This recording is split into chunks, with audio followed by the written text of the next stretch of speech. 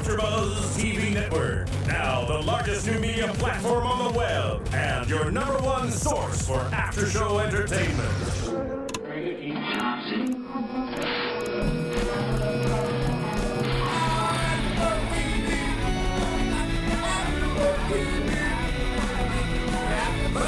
The AFTERBUZZ Studios in Los Angeles, California. Presented by Maria Menounos and Bing.com and streaming live thanks to Akamai Technologies. This is AFTERBUZZ TV's The Americans After Show.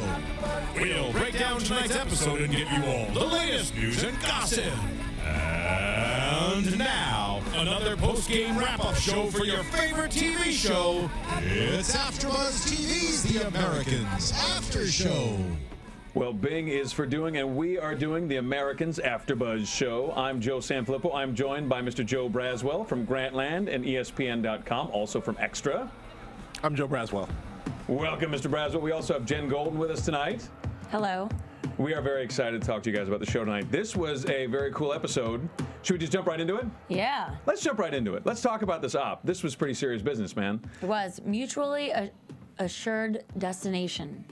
Is that what that actually is? That what, I can't remember. Mutually assured destination? That's what the episode was called. Should maybe it's destruction? Does that make more sense? No, I think it's actually a play on words. It was, and the articles online were actually referring to it as destruction because of obviously what we saw in the episode, which was lots of destruction. Because mutually assured destruction was the political term of the day. Because we bomb you, you bomb. Nobody cares. All right, good.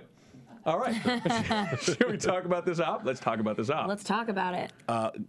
Great op. So first of all, we get our information. We're always talking about the 80s. We get our information from AM frequency. So I just realized that they're actually tuning into a radio. That's because they get this stuff over a certain frequency that they tune into.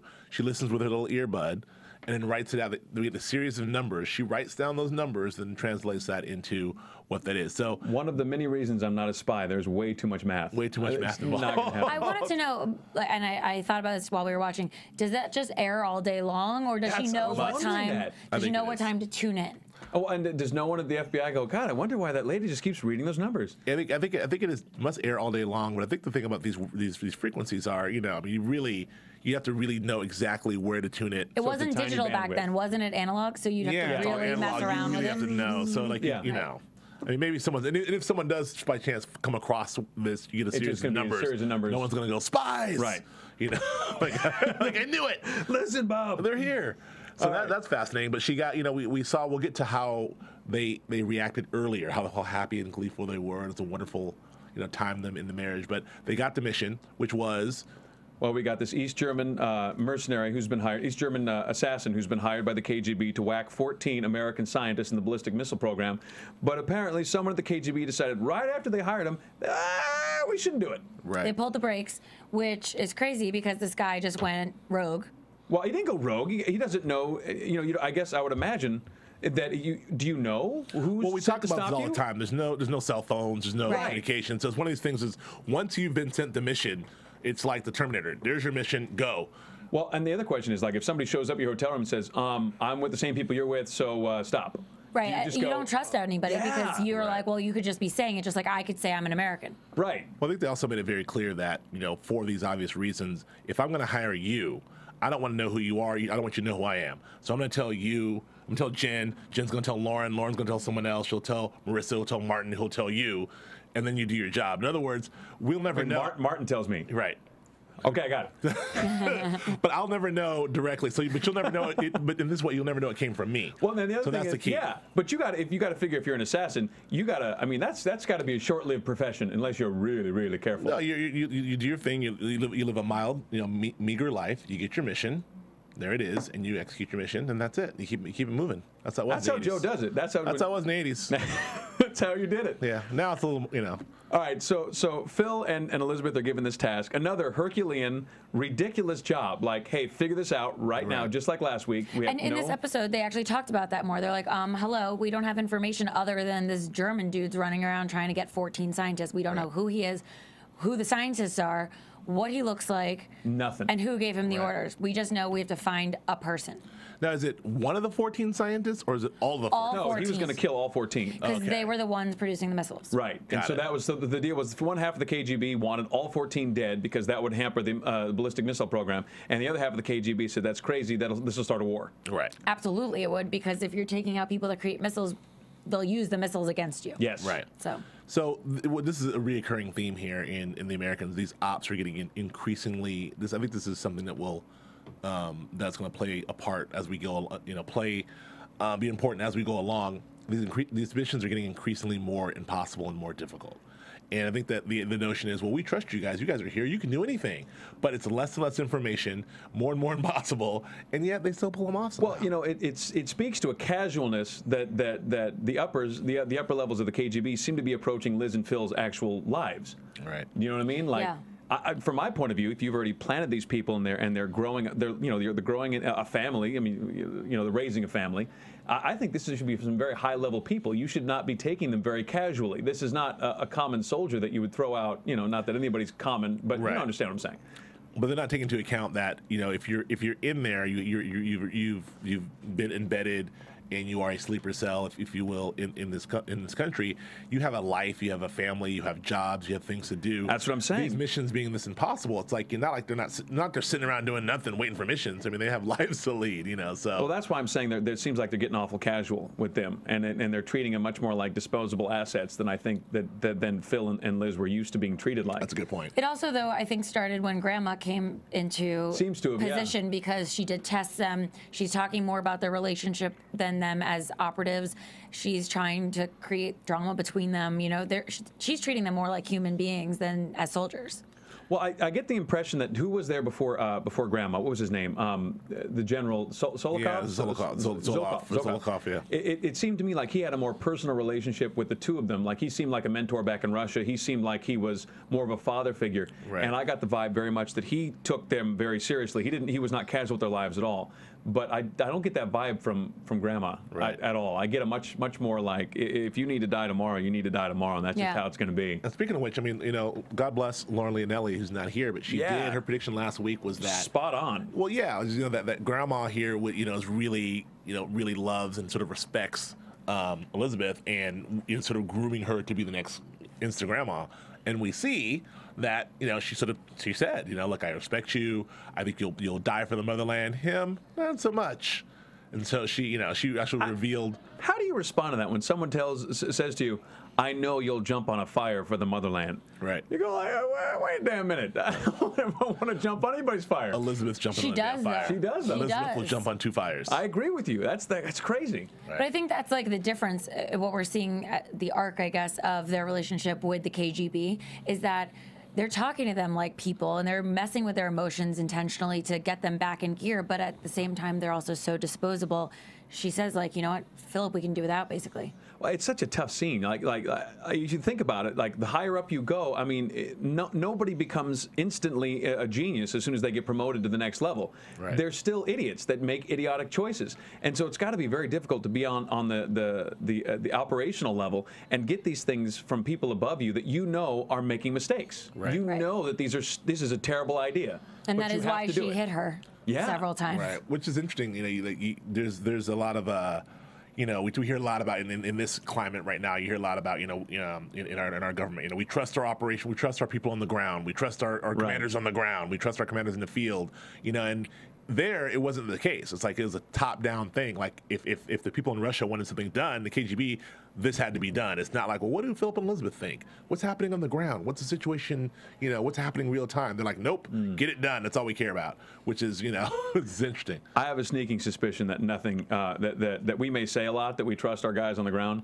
I have a sneaking suspicion that is not true. The policy is I don't think there's anyone at CIA who's going to sit down with somebody from Afghanistan that's served 2 tours and been like, tell me what you think the next plan is. I'm just saying what they say. They're order that's takers. the talking point. I agree with you. I think that's what we say it, but I don't think it's necessarily You're political in here, Joe? I don't know. I'm just saying. They seem like they're being casual with Liz and Phil. So Liz and Phil are given this Herculean task. They're given this that we got to figure out who this guy is. Right. Phil, thankfully, is stooping Martha. Yeah, finally. Yeah. Finally, he's holding out. Martha waited. She couldn't wait. She obviously couldn't wait no longer. It was pretty clear on her face, like, this is happening. He's been working her for 8 episodes, Right. or 7 episodes until now. So I have a question. Do we think that, what did he intend on sleeping with her that night? Because I think that his move was like, oh, no condom, no protection. Condom, I'm out. She's like, I got one right here. Oh, yeah. I think that was the plan, and then she came around because she had Chris Amador's now we know condom. It was Chris Amador's. Oh, man. Yeah. That's a rough little scene right there. That Poor was. Chris. Well, he doesn't know. Yeah. He doesn't know, but he will. He's following her around. Oh yeah. Well, But the look at, I don't know, Phil did not look too, or Phil Clark, I should say, did not look too happy. I don't know if it was Clark that looked too happy, or if it was Phil, who was really, Philip was really like, I don't know if I want to do that. I couldn't tell if this is Philip having reservations because of his situation with Elizabeth, or if this was Clark in character still being the timid, mild, I don't know if I want to do this. I think it was Philip first.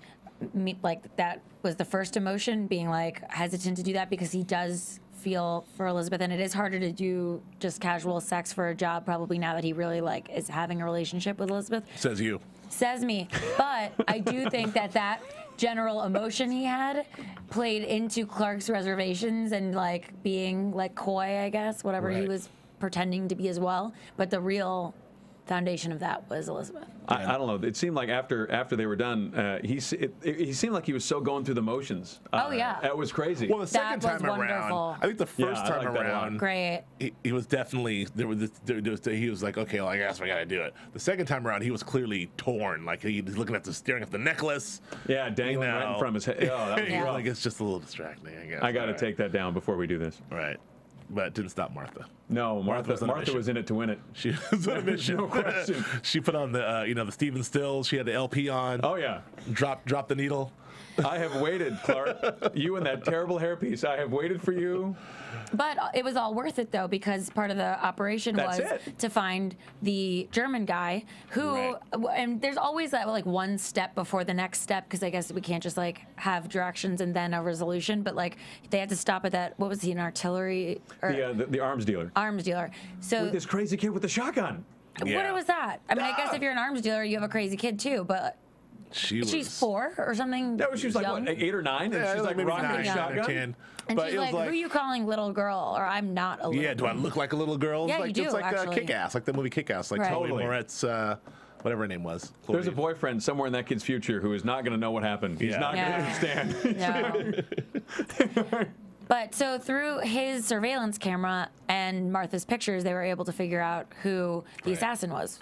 Which is a good thing. So it's good that, Philip was making that move to sort of work this asset. Such a game of chess. Work that asset. I'm sorry. There's nothing good about that. Work that asset.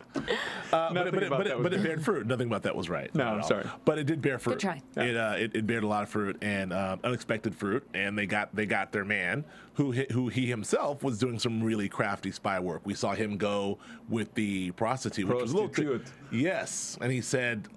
He said, I'm into something much kinkier than that, but it was more. It was German accent, so I'm into something kinkier than this. Yes. Yeah. Yeah. Yeah. Yeah. Oh yeah. I mean, it was pretty clever of him, because then he said he was into watching probably, so she gave him a key. That's my assumption. He could have been more frank with her and said, "Listen, I love to put bomb in walkie-talkie, so please." Yeah. But you're right, so to speak. More likely. And he took his time while doing it too. He was just like, Right. Took out his little tools. Yeah. First of all, that bomb looked like a bag of Coke. I didn't know that was a bomb. You're like, oh, it's a bomb, and then he brings out a timer, and I was like, a bomb it is. Right. And I don't care how many timers. A bag of Coke's not going to blow up. no, I mean, we don't know, but it sounds like a science project. But so I was wondering, and I'm sure we were watching it and talking about why the FBI guy, isn't he just going after scientists, or maybe now he's switching gears because they said stop on the scientists, and now he's like, I'm going to get everybody.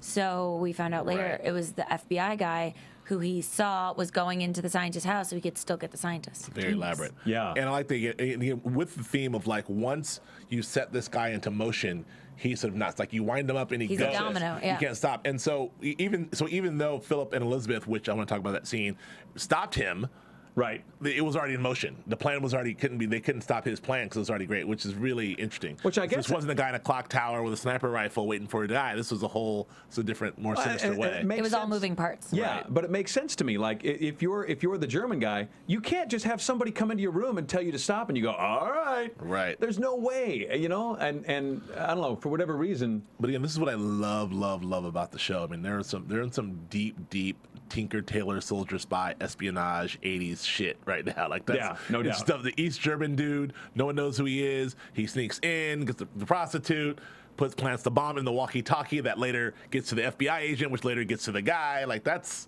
some serious dominoes. Well, one of the things I liked about the way they do this, and it seems to be like a Phil and Elizabeth thing. If they don't have to kill you, they don't want to kill you. Right. Like, and it seems like they pull into the room and they're like, "We've got you."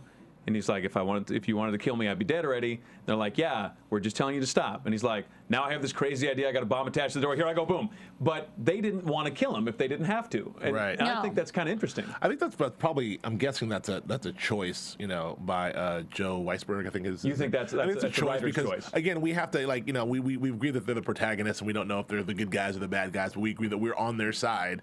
So we want them to be likable for crying out loud. The thing about that is also like Dexter, for instance. If he were a serial killer that killed good people, right, no you one wouldn't. Would like him. Right, it would just be a terrible, scary thing every single time. So occasionally winds up in a church for some weird reason. Right, but Dexter. we have to. There's got to be something we like about these people, and it's that they don't go straight for bullets. Right. So that scene was great. That was a great standoff action scene. Very like the way, even the way that Philip snuck in and was there with the silencer and had him. Or you said, one of you said, "Where's Elizabeth?" I'm like, she's coming. You're right. She's coming. Boom, back window. But then, bam, Spider Woman. So they had him cornered, but the East German, smart. He casually keeps moving, and I would put this down, and you will see my hands move. Now I have a detonator. Yes. Oh no! But I want to know why he was planning for that. Like, if he's the assassin, and he thinks, I have 14 people to kill. I killed one. All right, check. Mm-hmm. Like, why would he set up prepare to kill himself if he knows he's still got a job, let's say, and he wasn't going to kill himself. It was a shape charge. It was going to go kill. It was going to shoot out to whoever was at the door. You see in all the assassin movies, you see these guys. They live very sparsely, and they always sort of trap. They always guard their door and set the door. Okay, so I thought it was like a suicide thing, not no. Okay. It was like, just in case someone tries to F with me, I'm ready. So like it would have been like if someone was coming through that door, the shape charge would have that way, but it wouldn't have gotten to him. It would have just gotten to the guy at the door. But then how did it cause so much damage in the bathroom? Well, because they threw it in him. They threw it, and they threw it in the bathroom. Right. Okay. Right before it blew up. Which was dope. That was dope. That whole pull the charge, got to Elizabeth to him, boom. And then East German spaghetti. Like that guy was everywhere. That was rough. I'd be happy to forget that. One Spätzle. Image, the blood everywhere. What's a German dish? I don't know. Strudel? Schnitzel. Spätzle too. We're gonna make everybody German happy with our ugly our butchering. Right. So great. So that's the op. So the op was a success and a failure. Right. And that brings up, many I have big things. problems with that. Success and failure. That was a success. That was unmitigated. Nope. It's not, because it still sends the same message that if he killed 14, it would be the same thing. Killing one is basically saying we're going after your people in this particular role because we don't want you to bomb us, so now you're going to really bomb us. Listen, if you're 4 feet tall and I say to you, you got to slam on Kobe Bryant, but you mid around him and you get a layup in, I think that's a win. No. You didn't say that. It's not violent. It's not violent. The mission, that would be if the mission is to score, that's one thing. But their mission was to stop in your Kobe Bryant analogy, which isn't very good. But if you tried again, it was a good try. It's two you're taking down. But if their mission was to stop this guy from killing the scientist, he killed the scientist. Mission's failure. The end. I'm gonna Carrie Russell. I hardline that. All right. So, but not because whatever it was, but it was because it sends a message. Right. If the message wasn't there, it would just be one guy that died. Listen, I understand that point of view. I'm just saying that I think that was damn side near of impossible. That was damn side near of impossible. And I don't know. I kind of think I think they did an amazing job. Well, of course they did. As did Matthew Reese. He's like, this is impossible. We did it. We're winners. We win. He's like you. And I'm like Carrie Russell. Like, no, we didn't win. Right. You look a lot like you and Carrie have a lot in common. Yeah, I need her sweaters.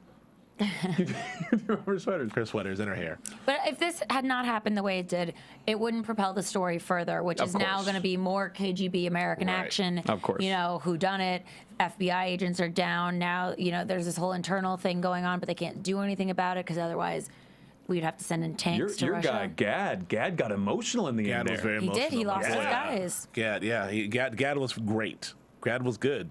Gad was good. No. Gad was good. No, he's a long way away from. I keep calling him John Boy Walton. You gotta let it go. I'm the only guy who knows that reference because I'm the only guy. You are. I thought that was what his name was, and you just called him John Boy. No, John Boy. But he's a hard ass. He's a hard ass. His name is Agent Gad. It's Richard. Doesn't that sound like a code word, not a real name? Agent Gad. Agent Gad, absolutely. Yeah. But so let's get into speaking of Gad. Let's talk about Stan and Nina. I want to talk about Stan and Nina. I think our boy Stan is falling in real deep. Stan is in over his head. So and and Nina is no joke, man. She handed up the new Vasily pretty good. She's like, oh yeah, I'm here, just excited about the mission. Well, let's break that down. So all right, so Gad gives Stan a crash pad or an F pad, if you will. Right. I don't know what, a little spot for his cookie in the city. Exactly. I don't know what. So do we think that was this really? Is this Gad sort of saying like, look, I know this is your asset is. I know you're working this asset in this way. Here's an apartment. This is better than the car. Or was he genuinely saying like this makes more sense? Did he know? No. I think that I don't say it like that. Like I know. Like I've never run an agent, but I'm saying that I think that Gad was giving him that as a hey, I already told you I most likely can't get her out, but you guys can have a lot of fun in the meantime. I think it's that with the addition that it is getting crazier, and that's why Stan wants to get her out is because she's in danger. Right. So if we're gonna not send her away, and you do want to have sex with her, and we have to keep her here, let's at least do it in a safe place where you can also have your fun. Right. Okay, I'll buy that. Okay. So I think it's everything. We're all right. We're all right. So once we met, Stan was playing the whole last time. Stan wants something real with Nina. We were drunk. He can't have anything real with Nina. He's got stripper syndrome. Like he wants to have a relationship with a stripper. What is the stripper syndrome you speak some guys go to strip clubs over and over again, and they get the same girl for $20, dance on their lap every night, and they are beginning to have a relationship with this girl in their minds. But the girl's getting paid. She's not. Nina cannot have a real relationship with Stan, but he wants something real. And he says that. He's like, are you only doing this because, we're working or whatever? What was the phrase? I don't remember. He wants an emotional contact with her. He wants to have an emotional... Right. But he did call it out and said, like what we were saying, is she just doing this because she did it with Vasily, and if she can do it with Vasily, she can do it with anybody? Well, she had that great monologue about, I don't think you understand spies. Right. Like, basically, she called him out. Like, again, I think you're starting to slowly see... this is really slow, but it's happening. You're starting to see the power shift between Stan and Nina. Stan came in, he was running her like, look, here's what you're gonna do. I got you cold. We're gonna do this, run this. And now she's involved. Nina is slowly but surely turning into a power broker. And now it's just to the point where she's like, I think Nina's running things. She's running things. She got called him out. Like, you know what? I'm a spy. You're a cop. I don't think you understand spies. You're a we'll do whatever it takes, and you'll put people in jail. Yeah, policemen trying to arrest people. Spies want to keep everything the same. Keep everyone where they are. So they bleed the information out. Bleed information, right. Right. So we'll do that. Cops want to put people in jail. And that's the difference. So but she also said as a way to understand that the only way that I can stay the same in this situation is to give your boss as much information, a steady stream of information. So that this promotion helps. Well, I also think that Stan is not necessarily just a cop. Stan, you spent all that time in that white supremacist group. I think Stan is somewhere in between. Right. No, he definitely is. He's forgetting, though, because he's, entranced by her. Yeah. When that hair could get around your head like that, if she's got perfume on, that'll screw you up right there. Right. I guess. Right. Well, but she's like a brunette Scarlett Johansson. I'll get behind you on that. I like Nina a lot. You do. And when this episode started and we first saw her, I was like, oh, she's gonna die today. I didn't think she'd make it through the day. I didn't either, and she did. She's like taking names. Way to go, Nina! She got a promotion. We thought that was it when she went when Vasily number 2 called her into the office. We thought that was it. We only watched that scene 4 times. Well, we were trying to figure out the dynamic because he kind of called her out on the her moving product, which we thought that. Do we still know that? Did he know that was I think he was kind of fishing a little bit. I got the feeling he was fishing. I didn't get the feeling he had her dead to rights. It's almost the thing, like, because if he called her out on it, then she can go to the FBI and be like, you have nothing on me. Yeah, I'm out. Like, I don't care. But I think that was part of it, because her move was to say they actually promoted me and I want to stay feeding you information still. Oh, but you know what, though? We don't know how the rest of that meeting went. I mean, he could have called her out cold, and now she could be feeding misinformation to the FBI. You think there's a double cross in here? Oh, could be. Oh, well, the previews did look a little scandalous with her, so. Oh, I didn't even think about that. Right, well, now you did. That will drop in real time. Yeah, because we didn't see the promotion happen, and the promotion could be, we didn't see how that ended. She could be playing Stan. She could be playing Stan. Well, there's a power shift there. So. Wow, New Vasily could have been like, oh, we got you, now what? And she could have been like, I got this FBI guy who believes everything I say because what I give him is good. And before we leave Stan and Nina, I do want to touch on the dinner, the awkward dinner, which, you know, Stan had a pep in his step. Oh, yeah. He just got laid. Oh, yeah. He was happy. This mac and cheese is great, and this potato is great. How's the potatoes? And this meatloaf is amazing. Everything tastes better with Nina. Well, and his wife was like, you don't like spicy food, though. And he was like, oh, I do like this one. I like it tonight. Yeah. I was looking very awkward. Oh, that was rough. That was the weirdest dinner. It was like the dinner from Awkwardville. Yeah. Everyone was really, really awkward. The kids were weird. Yes. Elizabeth and Philip were very strange. So I was glad to see that dinner end. The floppy boy kid. I think the son, the older son. Yes. When the daughter asked if he's done, what does it look like? I was like, flop head. He's got the Walkman, the 1981 Walkman. Get a haircut. Yeah. So which is state of the art? Because I think that thing dropped in '81. So it's like. So he's cutting edge. He's cutting edge with the Walkman. I got you. But I think early on, in that episode 1 or 2, I thought that kid was. I didn't realize that was Stan's son early on. I think we were talking about him because him and her had that interaction early. They said, "My dad, works for the." It's very Homeland. Right. We thought that parallel. Oh, yeah. I mean, you weren't here for this. So early on that interaction, we thought that kid was someone else's son. But this was bring it up. It doesn't matter. But now we know what Stan's son. We know I get it now. That's something. Got it. So that's that. So moving on to all right. What do we got? Martha and Clark. Martha and Clark. But before we do Martha and Clark, I want to real quick remind everybody and thank everybody who's downloading on iTunes. And please give us 5s if you are downloading on the iTunes. We love the 5s. Even though Lauren's not with us this week. And if you are downloading on iTunes and you want to check us out in real life, if you go to the YouTubes, you can check us out at AfterBuzz TV, and you just type in The Americans, and you can see what we look like. Right. And we love your comments. If you got anything to say, constructive, hopefully, we'd love to hear it. That's theyoutubes.com. It's on the interwebs. Yeah, in the interwebs. We do read every single comment. Absolutely. So yes. If you wrote to us, we saw it. Yes. Hopefully taking notes. Let's talk about Martha and Clark.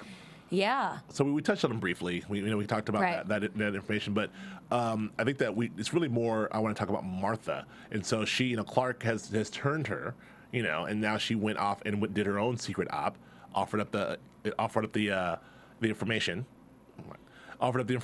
and to Clark, and went out and got it. We're fine. Yeah. All right. So, now was that the biggest thing that Martha's brought to Stan so far? To Clark so far? Yeah. Yeah. No, that was it. That was huge. That was huge. And we also learned in that it was actual evidence. I think in the past they'd just have conversations about like little stuff. Office scuttlebutt. Right. And they'd be like, "Oh, did you hear about what happened today and this?" And "Oh, me too." And then, "Oh, that guy." But this time it was like hardcore evidence because he said what his job was in jeopardy, I guess. Right. He played to her emotions and she wanted to help save the day. And he also gave her the sex. Oh, right. I love how he was like, "Let's talk about work." And then she was like, "We always talk about work." And he's like, "All right, the sex, then the work." Right. And then all the information came out. Right. Like, what do you need to know, Clark? Plumb the depths of that whole deal. All right. So we found out briefly that Clark was also that Martha was formerly with Agent Chris Amador. Chris Amador. So and we saw that whole exchange. We know what that was like, which is very interesting. We found out that he wasn't harassing her. He was actually an ex-girlfriend, and she's kind of scorned. We know that was his condom. That was all interesting information. But the most interesting thing he was a jerk, like she said. Is that he was a jerk? That's what she said. Yeah. He saw her. That.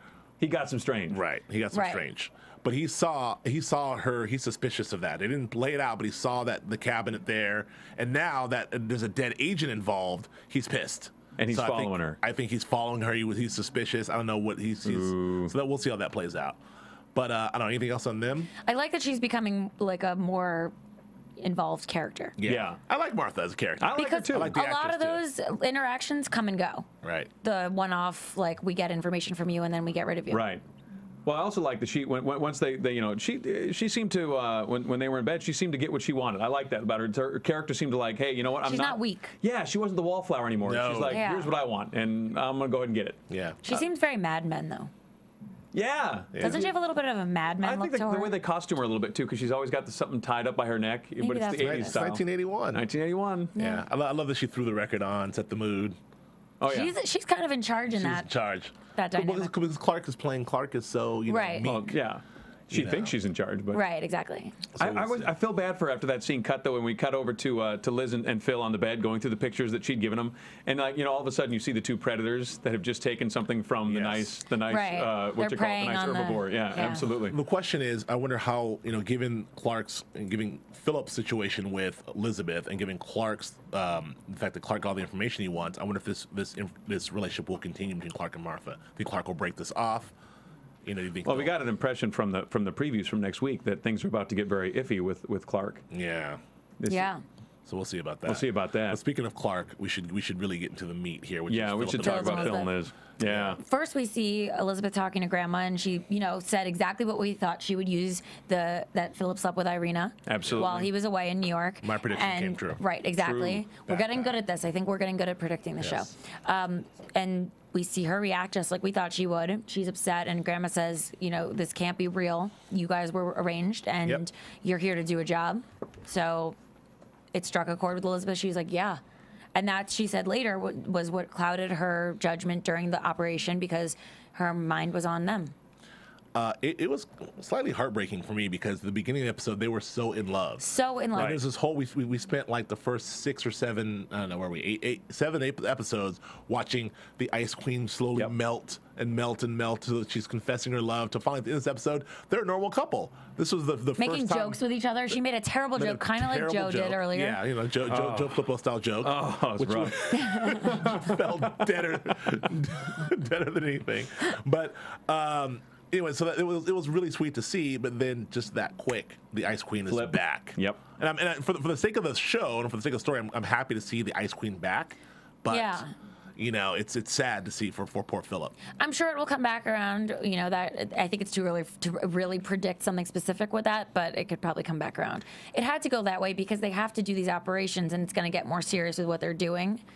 So they can't just be lovey-dovey and like, oh, we can balance everything so wonderfully. Well, that's a good question. I'll ask you guys. Do you think that, I mean, who's right here? Do you think that she's right? Like we were never together. We should be doing our mission, and that should be that. Or are we rooting for them to be in love and, and be a couple, be Mr. and Mrs. Smith? I'll tell you about my point of view. Heart to heart. I guess I get screwed up. Like once you have kids, I'm like, I guess my thought is like, you know, and maybe this is 2020, you know, and if I apply it to the U.S., it's different. But when you think of the Soviet Union now, in hindsight, the whole thing fell apart 10 years later after this whole thing, right? So you give your whole life to something that eventually falls apart because of poor management at the top. So so you can look at that and go, well, who cares? And I guess if I apply it to the U.S. and if you were an undercover agent, but if you're an undercover agent who has kids, you have a family. So now I mean, I think your loyalty is by nature torn. Right. Do you know what I mean? Like Absolutely. I don't know why they had kids in the first place. I guess to assimilate, but they could have just said they were you trust like people with kids. Like you don't. I mean, stand next door. I mean, you got to think that whole relationship is you know, you see those kids, you think this. I mean, there's no way they're agents of anything. You can't even consider that. I'm still very, very. I guess I'm a little pissed. You know, I don't want to go, you know, male, female, Mars, Venus here, but the double standard. You know, poor Philip. I am with you. Poor Philip. Philip, you know, he's with this whole thing. He's tried. He's been so forthcoming. He was lied to for all those years. times by Elizabeth. She betrayed his trust multiple times. It broke his heart. Gregory was stooping that for how long? He got so mad. Years. Greg, I think it wasn't stooping. I think Greg is black. He was hitting that. I like sports stooping. Gregory? Again. Gregory's not stooping anybody. No. Is that free? No. Yeah, strikes. That's a record. Anyway, but my point is... You're out of here. I'm out. I gotta go home. Out. No, my point is like, all this time, and so finally he gains his trust, and she like gives it to her, and then he breaks his trust one time, and she completely comes clean, and she's out. I think, though, it's also, Gates are she closed. realizes, like, she's losing her focus, and she knows what she needs to do, and she has to regain control. And, you know, they both don't trust each other. They don't trust the people they're working for. There's so much distrust that she's got to like control something. So this is her only way to do it. I do, however, think, again, a more general prediction that once they do trust each other enough again, they will rekindle that love. Right. Well, you brought this up, Joe, that she laid it out to him like, we can't do this, and I think this is sort of another Mars Venus thing. Well, her being the female speaking for you, like we can't do this. It's over. I don't need this shit. It's over. Da, da, da. And he threw it back at her, saying, "Hey, He called her a bluff. I'm out. So you know what? It's 1981. I don't need to be here. We can get a divorce. It won't surprise anybody if I'm not here. Right. All right. So now what? He called her bluff, and I mean, obviously, they're not going to stop working together. Well, like I said last week, if you're the guy and you're getting shit on a little bit, then you can't just roll over. You can't be, once you've copped to it like he did. He's like, I'm wrong. That was a stupid thing to do. I should never have done it. That was such a generic thing to say. Every one of those lines, I was just like, she's probably going to kill this guy now. Well, because I wanted to kill him. I'm just like, stop talking. Okay, but elaborate from on my that. point of view, Look at you both getting so nervous. You're like, he came clean. He said, I'm wrong. Yes. And he didn't say Gregory's name. We sat there in the audience saying Gregory's name. We watched What about Gregory? What about Gregory? That's what I would have said. Right? The first thing I would have said. That's it. That would have been popping out of my mouth in half a But second. it was a different time, and she looked him right in the eye. It was 3 weeks ago. But she looked him right in the eye and said, did you do anything? And he said no. And she thought that they were in a different place at this point where they would tell each other everything. That was their goal. Like, start clean, tell each other everything. There's a lot of distrust going on right now. We're each other's partner, and we love each other. But is there a And he lied. But is there okay? But is there? And also, he never asked her, "Are you in love with anyone that you're like having sex with?" Because they have sex with countless people for this there's job. a lot of sex happening. He never probably said, "Are you in love with Gregory? Are you having sex with him?" I don't know. I mean, I don't think you If need you don't to. ask the question, you didn't lie. Oh, no, wait a You didn't minute. lie. That's a lie of omission. That's not fair. That's still a lie. It's an omission. Okay. Okay. Lie. Oh, okay. Following that logic, I will Yes. say, I will give you all of that, even though I don't 100% agree with it. It was But different pretenses too. No one there said like, "Well, we're team members or partners, and we can't fall in love with anyone else." just very quickly, following that logic, like why can Elizabeth just give him a break? Can she say, you know what, I did this, you did this, 1 for me, 2 for me, 1 for you. That's it.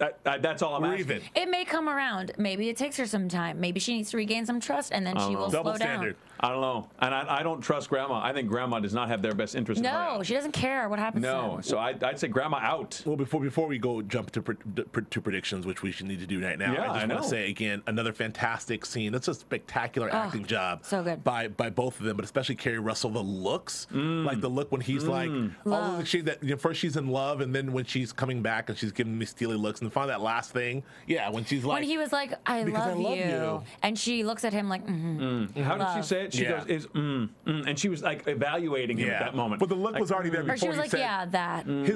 he was like love, and she was like love. Yeah, not so much. Her look was very sarcastic and like, okay, Right. you're going It's down. exactly like that. Rough. Oh, God. Oh, I give that look. That's do you just do- that's how do you guys do That's that? I will fight you and you won't even see it coming. Oh no! I don't ever want to get that look. I want to be blind. I should be on that side. No, I'm glad I'm over here. That's scary business. So should we All jump right, into predictions? let's talk about predictions. And now, your AFTERBUZZ TV predictions. Jen Golden, what are your predictions for next week or for the future?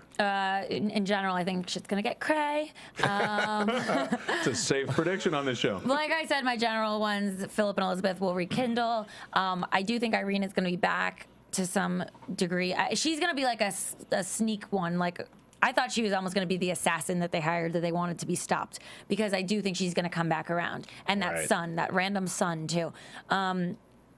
Nina is taking control, and I do think, like what we said, she's playing both sides because she knows he's not going to protect her really, and he can't. So she's got to protect herself, fight or flight mode, and she's a spy. Let's not forget this girl's smart. Right. So that's all I have to say. I'm going to back you for my predictions. I'm in the same boat. I think Nina double crosses in the future. I think it's only a matter of time. Right. I think she's going to be like, listen, Stan, you're not going to be able to do what I need here, buddy. So I might be feeding you some negative information. That's my prediction. Joseph Braswell.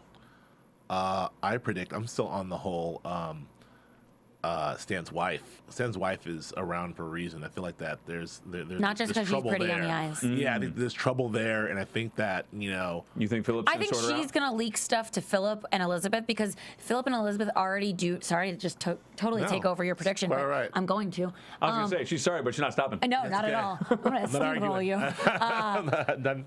Zip it. Listen, I'm in charge here. Yes. You didn't even know. So she is going to leak stuff like she has already said there's trouble in paradise. Philip and Elizabeth already know that stuff's going on between them. They're going to prey on that, and they're going to, go to her emotions and become her friends and get more information. Just like when Elizabeth was standing there listening to him on the phone. Like, it's not like he's that quiet. I got you. All right.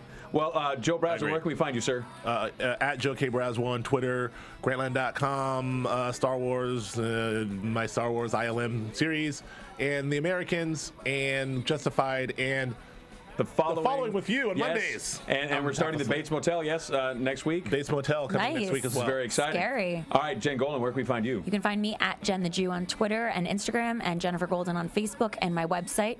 And you can also find me in Nashville, usually after this show around 11 o'clock. Nice. And I'm Joe Sanfelippo. You can find me at Joe Flippo at the Twitters. And if you have not seen Escape from Planet Earth, please do so. It's a great movie. I got a little voice in there. And I also do The Following with Joe Braswell. And we also are going to be starting the Bates Motel on Monday. It was so nice hanging out with you guys. Have a beautiful week. We'll see you next week. From Bing.com, executive producers Maria Menounos, Kevin Undergaro, Phil Svitek, and the entire AfterBuzz TV staff, we would like to thank you for listening to the AfterBuzz TV network. To watch or listen to other after shows and post comments or questions, be sure to visit AfterBuzzTV.com. I'm Sir Richard Wentworth, and this has been a presentation of AfterBuzz TV. Buzz you later. The views expressed herein are those of the hosts only and do not necessarily reflect the views of AfterBuzz TV or its owners or principals.